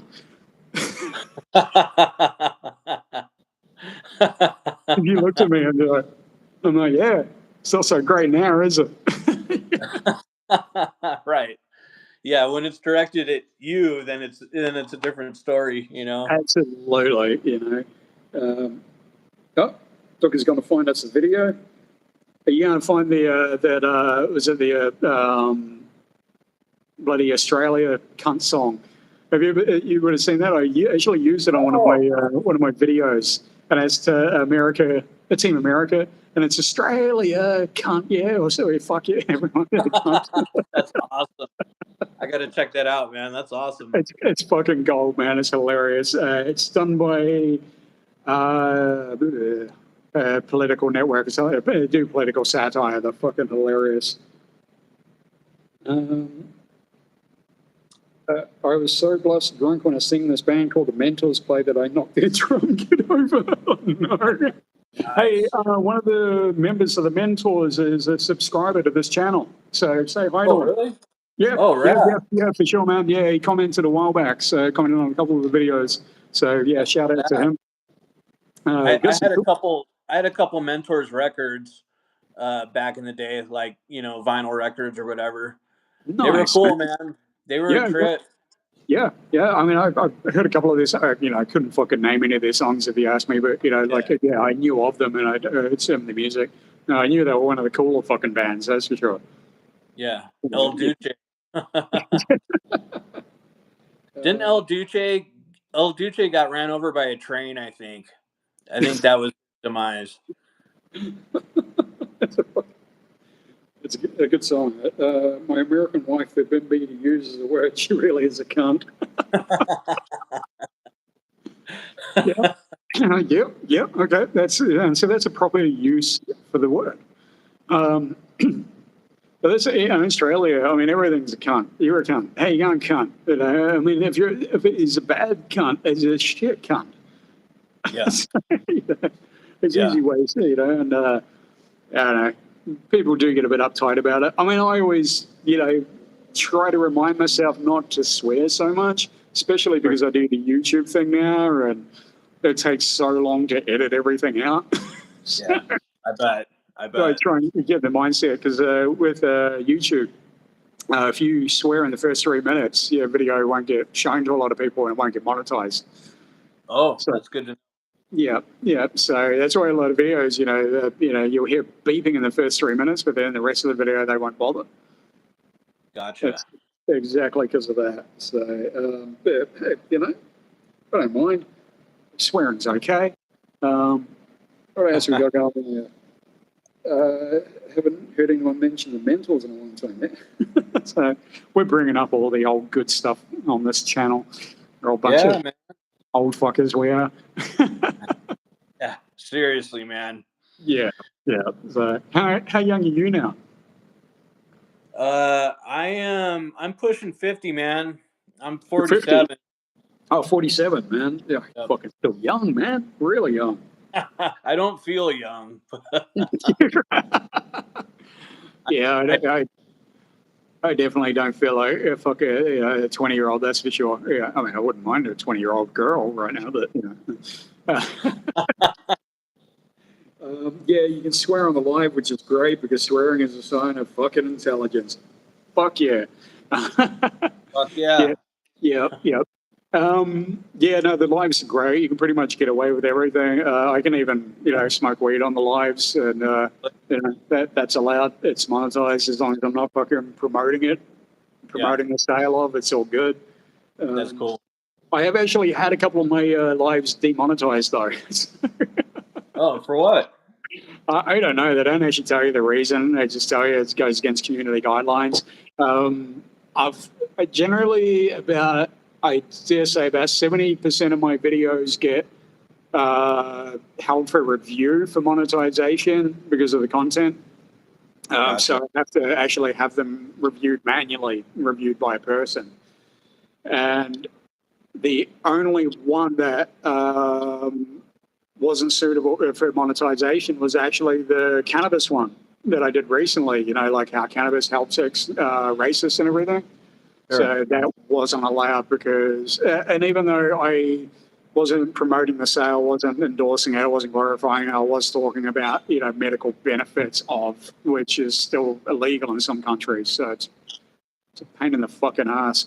You know, in my leaving the May Hammerskin video, I talked about how I threatened to kill the fucking Hammerskin.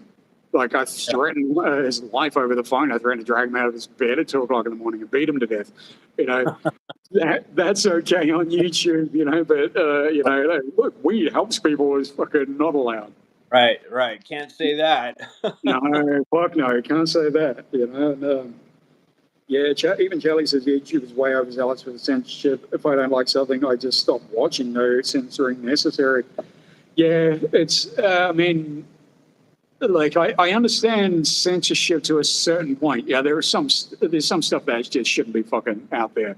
You know, anything, you know, harming children, harming people, you know, that kind of shit. You know, where it's, you know, where life that doesn't need to be censored. But opinions, you know, like, you know, I mean, if you're expressing fucking hateful, horrible opinions towards other people, like, you know, you're just getting on there and ranting fucking racist bullshit, censor it. Absolutely. You don't, I mean, most of that stuff's not even allowed, but yeah, YouTube can get a bit out of hand. You know, especially with the weed thing, man. It's like, come on, it's fucking legal in a lot of countries. You know, I even did a weed video in Thailand, and you know, I mean, it's legal in Thailand. Still, fuck it, no, demonetized. Yep. I live in the only state where I think it's the only state where weed is still illegal. In Idaho. Yep. I'm not surprised. Yep. It's like a hardcore. I mean, 75% of, I think that's the number, is like the Church of Latter-day Saints, so like the Mormons, you know. So it affects. I forgot that it's a fucking Mormon state. Yeah, it's a hardcore Mormon state. Like the city I live in is like 80% Mormon. And so I think the laws are still, you know, they're very like regressive and old school, you know, like, you know, weed is just starting to become a little bit less taboo here, but it's still illegal. Well, I mean, they legalized medical in Utah fucking, what, about 6 years ago? I think it was 6 or 7 years ago. Yep. But that was because of that fucking public referendum, which fucking was overwhelmingly in public favor. So they just went out and legalized it before the referendum was even over. Right. Sure. So, but that's heavily restricted, man. It's fucking near impossible to even get access to fucking medical though in Utah. So, yeah, fuck, I forget, because my best friend Josh, who I mentioned, he lives in Idaho. He's in. She just messaged me the other day, and I can't even remember fucking. He's in Idaho Falls, actually. Oh, okay. Yeah. I live reasonably close to Idaho Falls. Oh, okay, cool, man. Cool. I fucking told him to hit, you know, hook up. You know, he's a fucking great guy. Great tattooist, man. He's a fucking awesome dude. Right on. He's, he was raised strict Mormon. You know, his whole family are Mormon. He went through seminary and everything. So he's actually writing a book at the moment, taking down the Mormon church. Oh, yeah, right on. Seriously fucking anti-Mormon, man, like hardcore. Yep, and I can't. So in recovery, I know a couple people who are still like practicing Mormon, but they're in the program and stuff, and so it's really taught me, because I had some issues with just the church in general, but it's taught me, because these are great guys, you know, and they well, and they don't push their religion on me, so it's taught me to kind of just be like, you know, a little more open-minded as far as like embracing others' religions and stuff. Even though I don't agree with Mormon Church, I'm not a big fan of it, but it's kind of like one of the things recovery brings to me is to like, oh, this guy is Mormon, but he's super cool, and so, you know, I've kind of laxed on my issues with the church a little bit.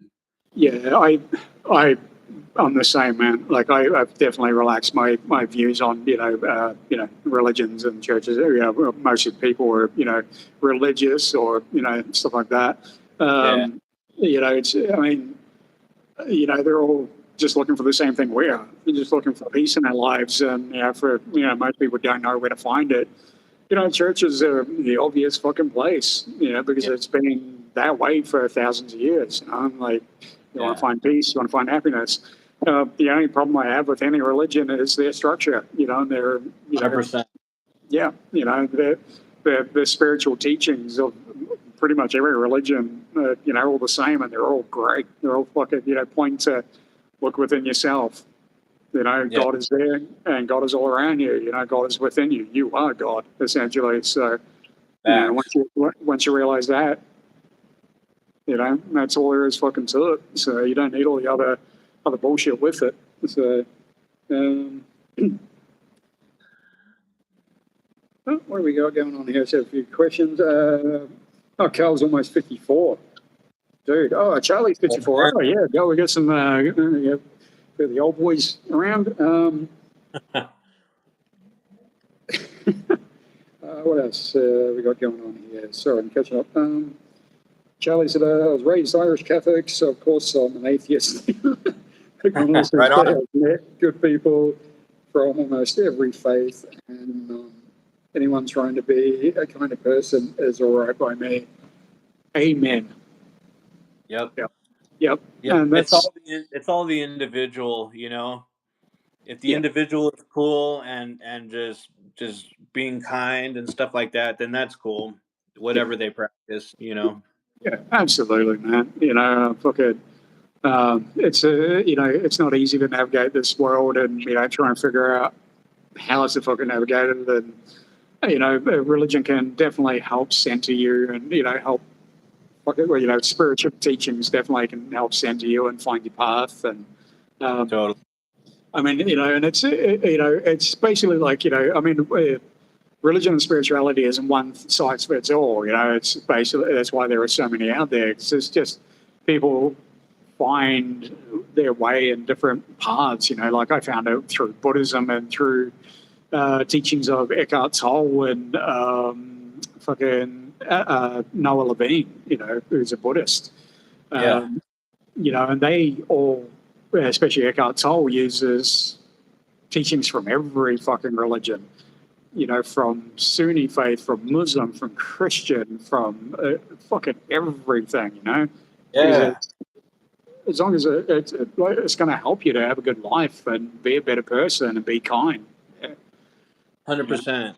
Like what I love about, like, because I'm in Alcoholics Anonymous or whatever, and so it's essentially like you get to choose your own higher power, whatever that looks like. And so my interpretation of like God and stuff is I incorporate all different aspects of different religions, different belief systems. I incorporate it all into like one thing, but it's all essentially about just being kind to one another, helping each other out. That's just what it boils down to. Yeah, it does. And it all starts with being kind to yourself. 100%. Yep. Like the hardest thing to do. and what you're doing is, fucking why limit yourself to one when you can fucking cover all bases, right? Like, fuck, there's something good to be found in every fucking teaching. So, why not take it all, man?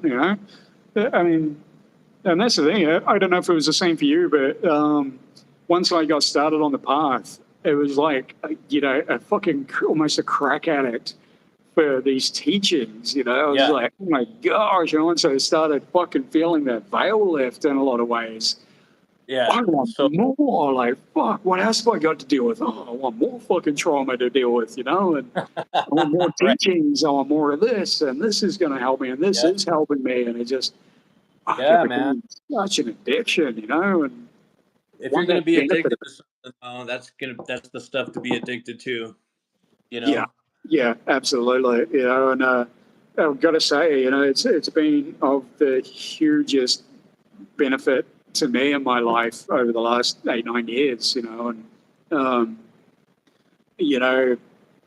I never had a life so good. And that's like I'm fucking coming up 51 years old. And I've lived a lot of lives. I've done a lot of shit, and I've traveled the world dozens of fucking times and experienced everything.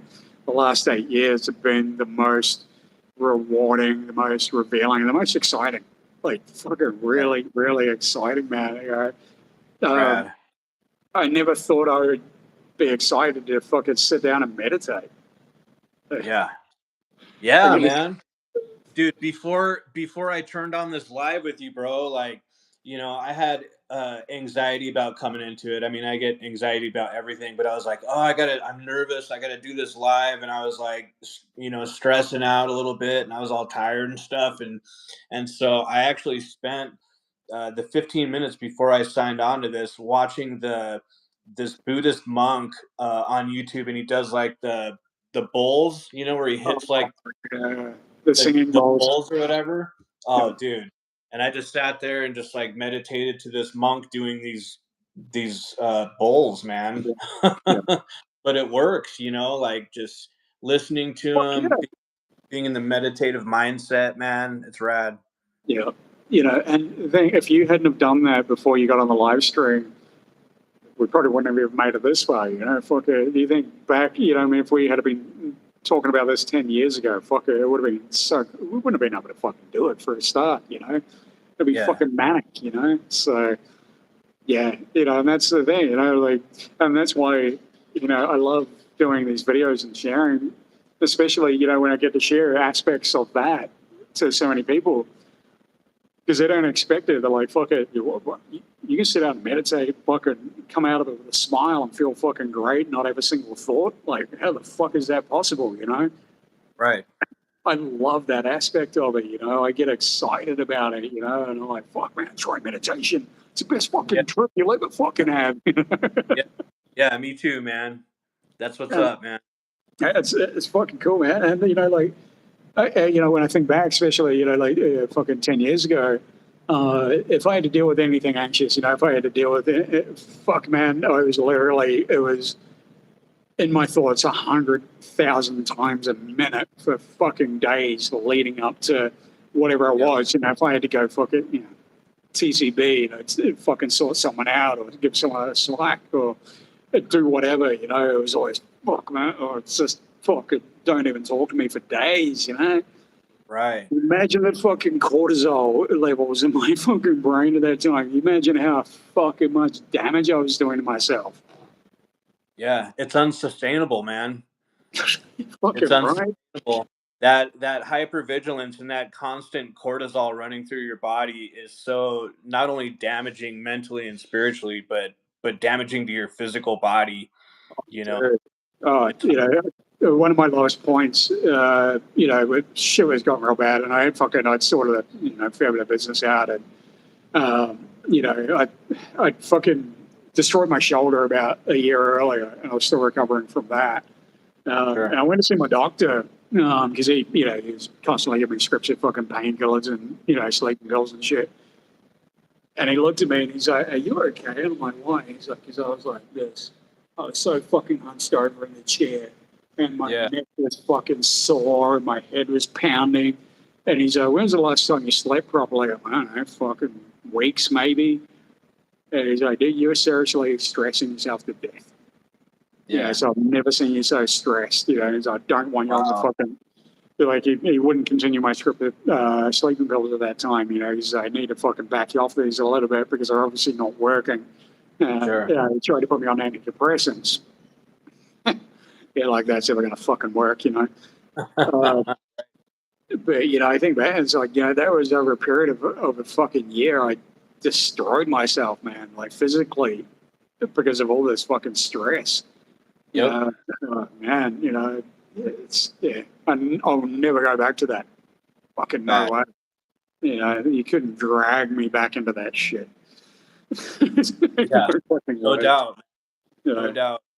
Yeah. Um, If it's not like a calming place, if it's going to be something super stressful going on, like I'm not showing up.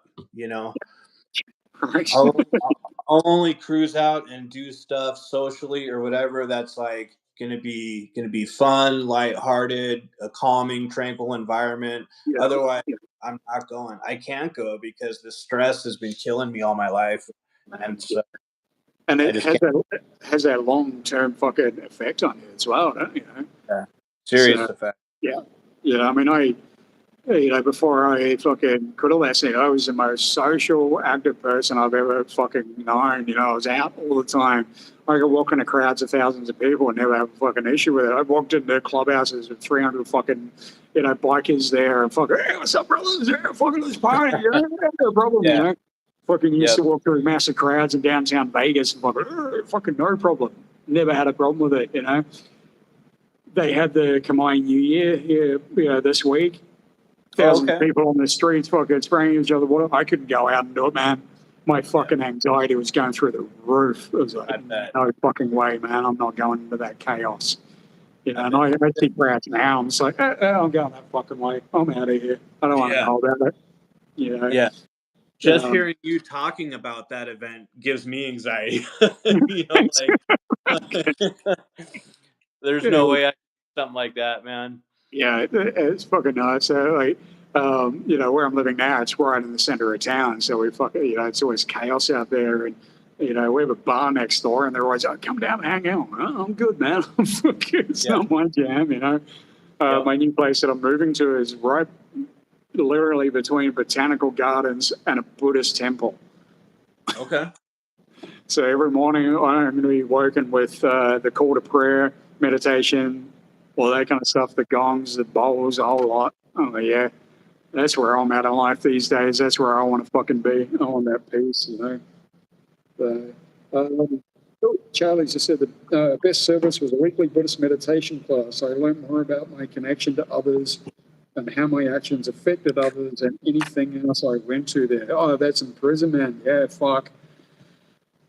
It's a lot of people, crazy, will find that in prison. And, isolation, that's where Buddhism really fucking helps. That meditation definitely helps with that isolation, man. So helped me through an overnighter in an LA jail, that's for sure. They said I was the quietest fucking prison that I ever had in there. And I was meditating the whole fucking time I was in there. Yeah.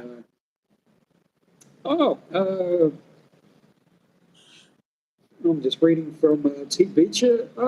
He's from Deutschland. Alles klar. How are you? Good to have you here. We unfortunately I don't have translate on there, mate. So it's in German. But where we at? Where we been? God, an hour and 40, Tommy. We're doing well, mate. Yeah, man. Yep. It's getting late for me. I don't know. I'm bloody staying awake without coffee. I'm doing well. Yeah, and if you need to go, or whatever, man, I'm. Yeah, You know, I'll probably start winding it down in maybe about 10, 15 minutes or so. So, just because I do need sleep and I do actually have some filming to do in the morning. So, Right on. Thursday's video coming out. What's you working on any new videos yourself, Tommy? Yeah, I was thinking of I might do a video today or tomorrow. I was thinking about doing a story of how I got shot or whatever, and Damn, you know, yeah. it's actually kind of therapeutic to do, like the one where I got stabbed or whatever. It's like therapeutic to do, to like talk about it online and kind of process the memory a little bit more than I've already processed it. You know what I Yeah, mean? yeah, I Um, hear you, man. uh, Aussie, I do not have Instagram. Um, the only social media I do is YouTube, just so I can post stuff. But other than that, I don't do social media because the political atmosphere today, like, it just stresses me out, especially here in America. Um, so I get super stressed out. So I only do YouTube. But Yeah. But hey, thanks for stopping in, Aussie. Always great to have you here, brother. Sleep well. Get a good sleep, okay? And I'll see you on Thursday night. Take it easy, Aussie. thanks, Aussie. Yeah, Tommy did actually tell that story on his latest video on his channel. You can go check it out. And I watched it, was it last night or the night before? Yeah, it was, fuck, man, that was wild, dude. Like, Yeah. actually, question. The opposing gang, were they an opposing white gang? or were they just a gang?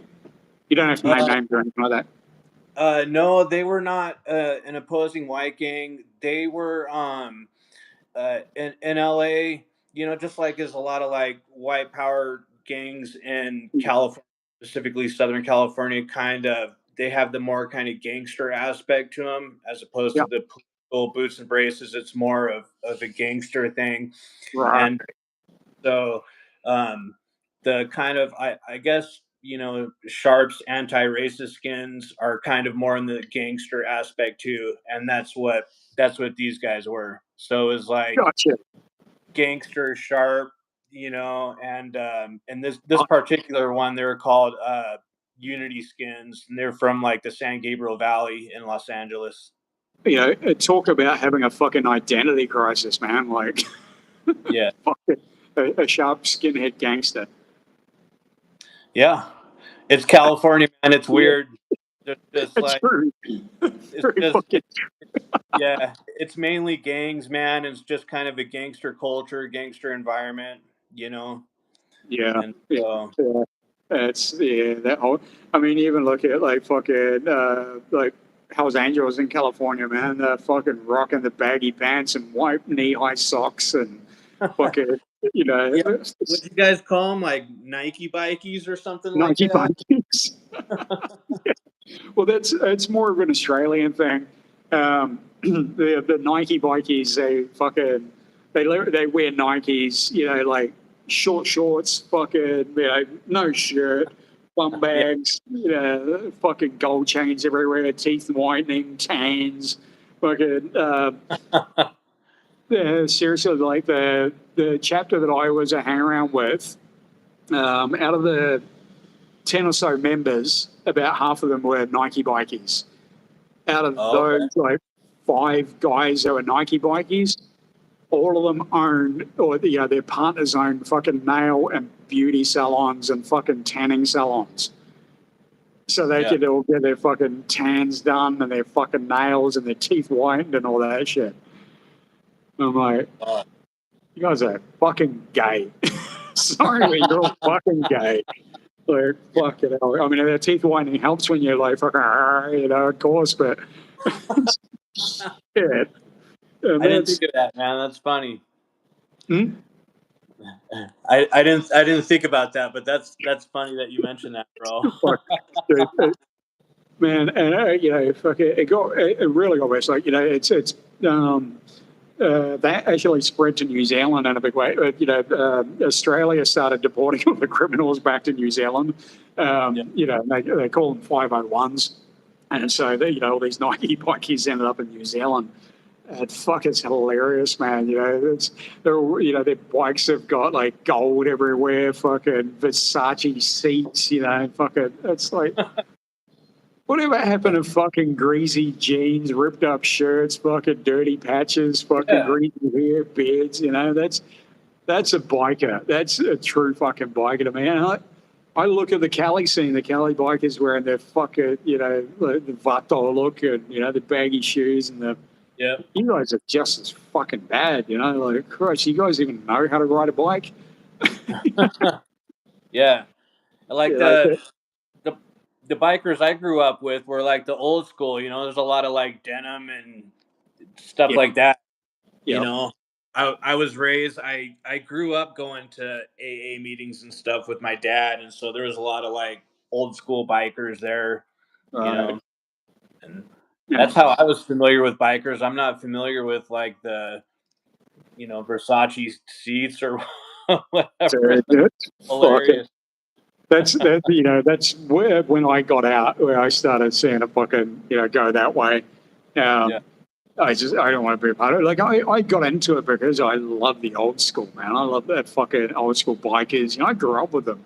I was surrounded by bikers when I was growing up, and fucking so much respect for them. And then there was when I moved down to the fucking the chapter down the coast, that's when they all started fucking patching in all these Nike bikey wannabes, and all Right. Middle Eastern guys and fucking like Eastern European guys and all that who were fucking into the glitz and the glamour and everything. And then it was less and less about the bikes, less and less about the life, less and less about fucking, even the club.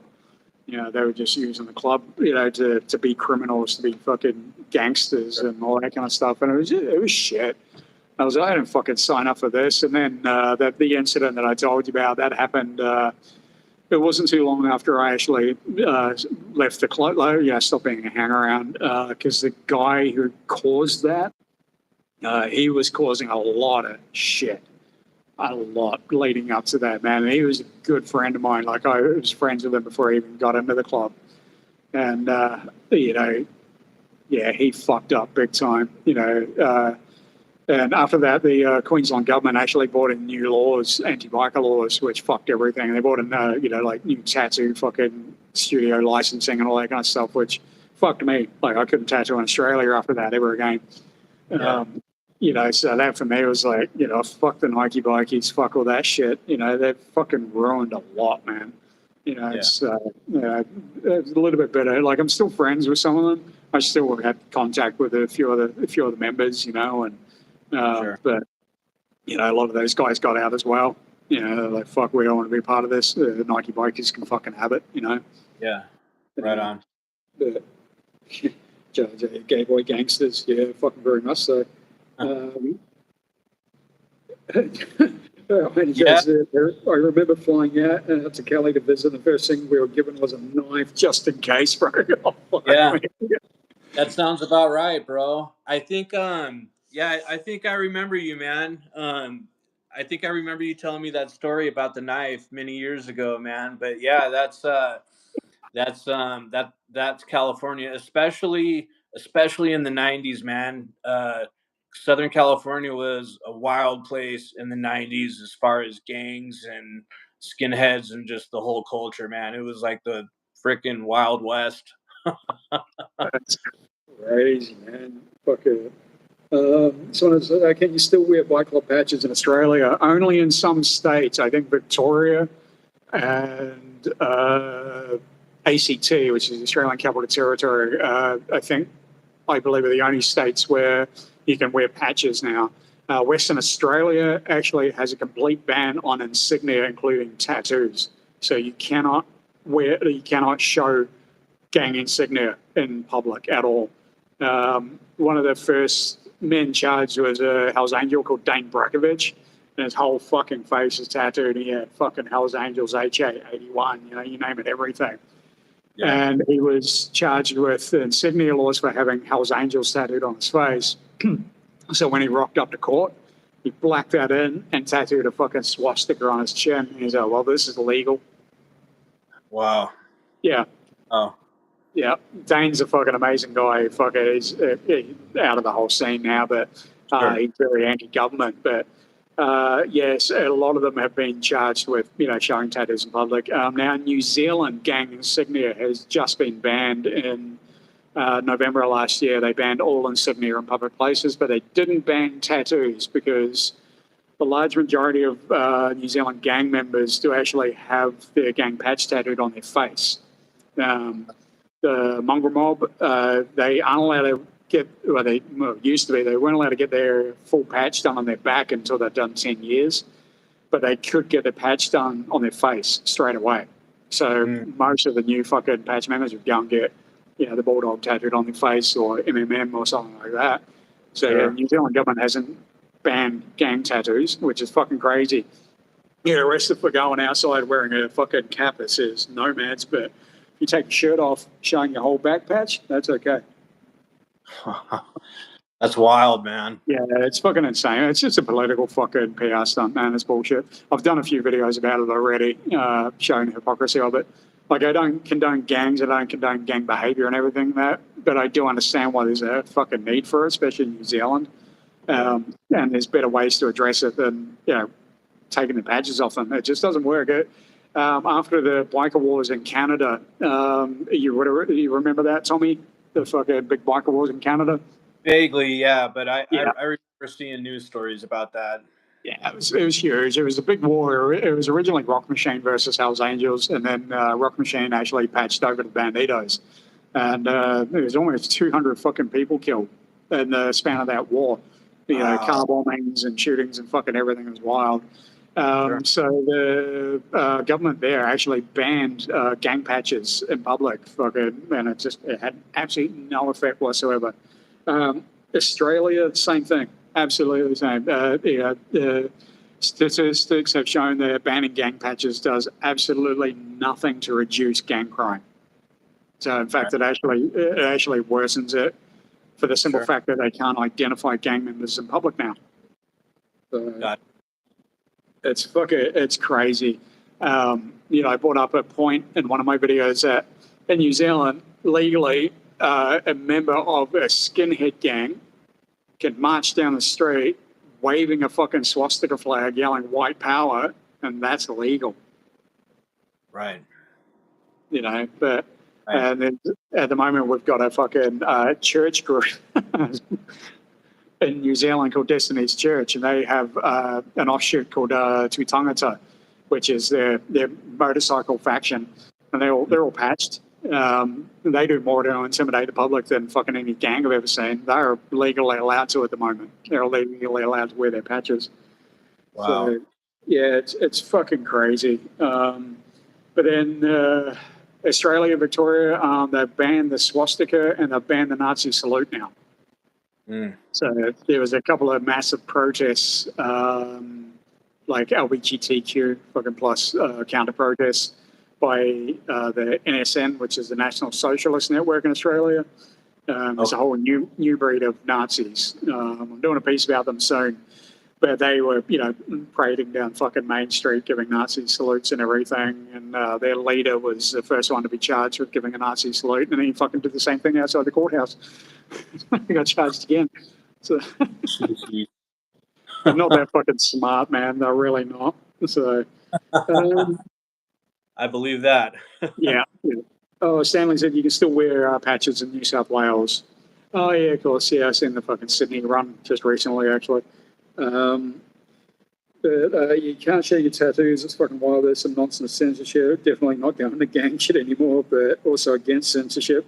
Yeah, that's what it is for me. It's civil rights. I've always been a proponent for civil rights, human rights. It doesn't matter what I was part of. Even when I was Hammerskin, we came under huge public pressure because of the Hammered Music Festival that I organised.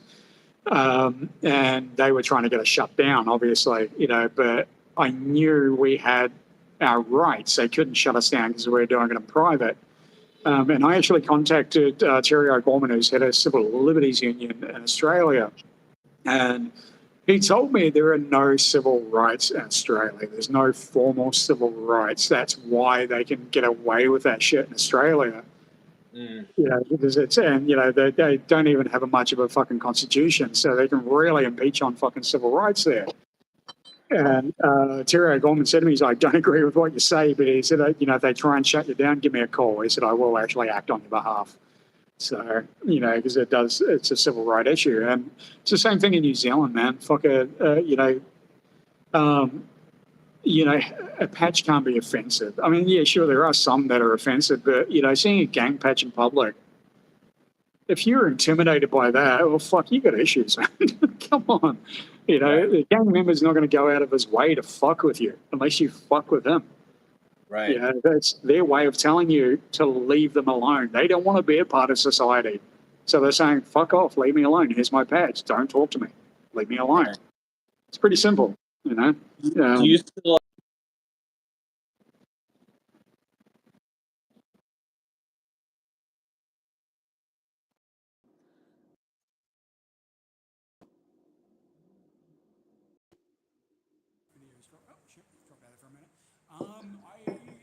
I have covered the majority of my tattoos. I still actually have my Hammerskin patch. It's right there. Oh, okay. I've still got the hammers. They are dated for the dates I think your mic... sorry to cut you off. I think I can barely hear you. Oh, sorry, man. Yeah, I'm getting a little bit of a shit connection here. Oh, okay. Yeah. Sorry to interrupt you. That's all good, man. I dated my patch for when I left, when I joined and when I left. because when I left, that was the rules. If you leave on good terms, if you leave on good standing, as I did initially, you can either you can date it or cover it or remove it. So Gotcha. that's acceptable. It is going to be blasted over the next few months. I am fucking getting rid of it though. I want it gone completely. It was actually it was in progress, having it all fucking blasted over and covered it up when I was in New Zealand, but I never got to finish it, so it's going to be gone. This was a Black Sun swastika, and had a tear in there. The Athala rune on that arm there, I had the line strike through because I was fucking going to Germany. And I've got an SS Eagle on my back, which the swastika's been covered up now. It's all been fucking blasted over. And Right on. yeah, I've got the SS Reich Eagle fucking shoulder to shoulder on my back. You can kind of see the fucking zips up there. Okay. And my original idea for my back job, get this is a kicker, was going to be the Reich Eagle above the nation shield, the Hammerskin nation shield. And I was going to have the fucking the Reichskrieg flag, the war flag on one side and the SS flag draped down to the other. And down the bottom, I was going to have a bottom rocket with Meine Herren Heißfahrer. Wow. Yeah, that was going to be my full back piece before I fucking, I decided against it and quit. But my revised plan for the Eagle now is it's actually got a gemstone fucking over the swastika, and I'm going to put some roses around the Eagle so it kind of takes away from the fact that it's an S Eagle. And then I'm just going to color the whole fucking Eagle in pride colors. Just Awesome. to really fuck with everyone, man. Yeah, man, fucking gay Nazi pride. Yeah. I'm not gay, but heck, I don't care if you are. Nikki Crane is fucking. Check. And everything okay? Yeah. All right, man. Well, I'm going to start winding this down now because we have been on for 2 hours and we're starting to get a bit of a shitty connection here. I think they turn off the internet late at night here in Cambodia. Right on, man. Well, dude, thank you so much for having me on, man. Hey, Getting to hang out with you and your driver stuff. Thank you, man. Thank you. We're going to have to do it again because, I've really fucking enjoyed this, and I'm sure everyone who joined in has enjoyed it. And thank you to everyone who's joined in on the chat. Thank you everyone who's commented, asked questions, and hey, really, really appreciate all you guys being here. Much love to you all, especially those guys sitting up so late. Oh man, you guys are fucking awesome. So thank you. If you haven't already, go check out Tommy's channel. I'll put all the links below. I've actually linked it on my channel. Go give him some love, and I'll see everyone on Thursday, and then Sunday. You'll know the drill. So peace out, everyone. Much love to you, and much love to you, Tommy. Take care, my brother. Right on. Thank you, Brad. I appreciate it. No worries, bro. All right. Peace out, bro. All right. See you, man.